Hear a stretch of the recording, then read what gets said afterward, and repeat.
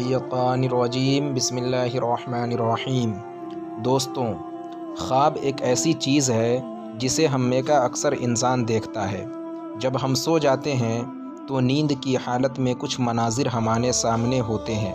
یہ خواب کبھی اچھے بھی ہوتے ہیں اور کبھی برے، تو کبھی بہت ہی زیادہ ڈراؤنے، کہ جس کی وجہ سے کبھی ہمارے آنکھیں کھل جاتی ہیں اور ہم بہت زیادہ ڈر جاتے ہیں۔ خیر، دن کے اجالے میں کچھ لوگوں کو یہ خواب یاد ہوتا ہے، مگر کچھ لوگ بھول جاتے ہیں۔ اب سوال پیدا ہوتا ہے کہ جب ہم خواب دیکھیں تو کیا ہمیں اسے بیان کرنا چاہیے، اور بیان کریں تو کس سے، اور کون سا خواب بیان کریں، اچھا یا برا یا پھر دونوں؟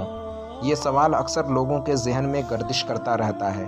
تو چلیے ہم آپ کو بتاتے ہیں کہ کون سا خواب بیان کریں اور کون سا نہیں۔ سرکار مدینہ صلی اللہ تعالیٰ علیہ وسلم نے ارشاد فرمایا کہ جب اچھا خواب دیکھیں تو بیدار ہونے کے بعد اللہ تعالیٰ کی حمد بجا لائیں، یعنی اللہ پاک کی پاکی اور تسبیح بیان کریں اور الحمدللہ کہیں، اور اچھے خواب کو صرف اچھے دوست یا عالم دین سے کہیں۔ علم تعبیر کے جاننے والے ائمہ فرماتے ہیں کہ خواب نہ عورت سے بیان کیا جائے اور نہ ہی کسی دشمن سے۔ برے خواب کے بارے میں سرکار دو عالم صلی اللہ تعالیٰ علیہ وسلم نے ارشاد فرمایا کہ جب برا خواب دیکھیں تو بیدار ہونے کے بعد 3 مرتبہ تھو تھو کریں اور 3 مرتبہ اعوذ باللہ من الشیطان الرجیم پڑھیں، اور کروٹ بدل لیں اور کسی سے بیان نہ کریں تو نقصان نہیں پہنچے گا۔ جس شخص سے خواب بیان کیا جائے تو اسے جواب میں کیا کہنا چاہیے؟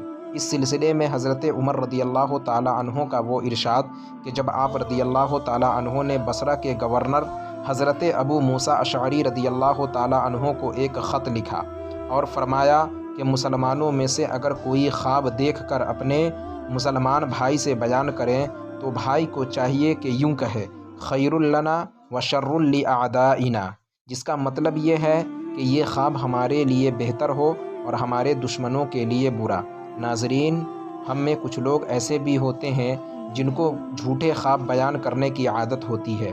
حضور نبی کریم صلی اللہ تعالیٰ علیہ وسلم نے ارشاد فرمایا کہ جو شخص جھوٹا خواب بیان کرے تو قیامت کے دن اس وقت تک عذاب میں مبتلا رہے گا جب تک کہ یہ جو کے 2 دانوں میں گرہ نہ لگا لے، اور یہ ناممکن ہے، یعنی بہت سخت عذاب کا مستحق ہوگا۔ اور جو شخص ایسے لوگوں کی باتوں کی طرف اپنے کان کو لگائے جو اس کو سنانا نہیں چاہتا تو روز قیامت اس کے کانوں میں شیشہ پگھلا کر ڈالا جائے گا۔ اور جو شخص تصویر بنائے تو قیامت کے روز اس وقت تک عذاب میں مبتلا ہوگا جب تک کہ اس تصویر میں روح نہ ڈال دے، اور یہ ہرگز نہ کر سکے گا۔ تو ناظرین، آج کی ویڈیو میں بس اتنا ہی۔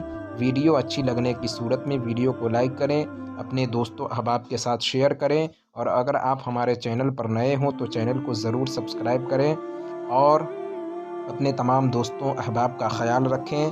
پھر ہماری ملاقات ہوگی کسی نئی ویڈیو کے ساتھ، جب تک کے لیے اللہ حافظ۔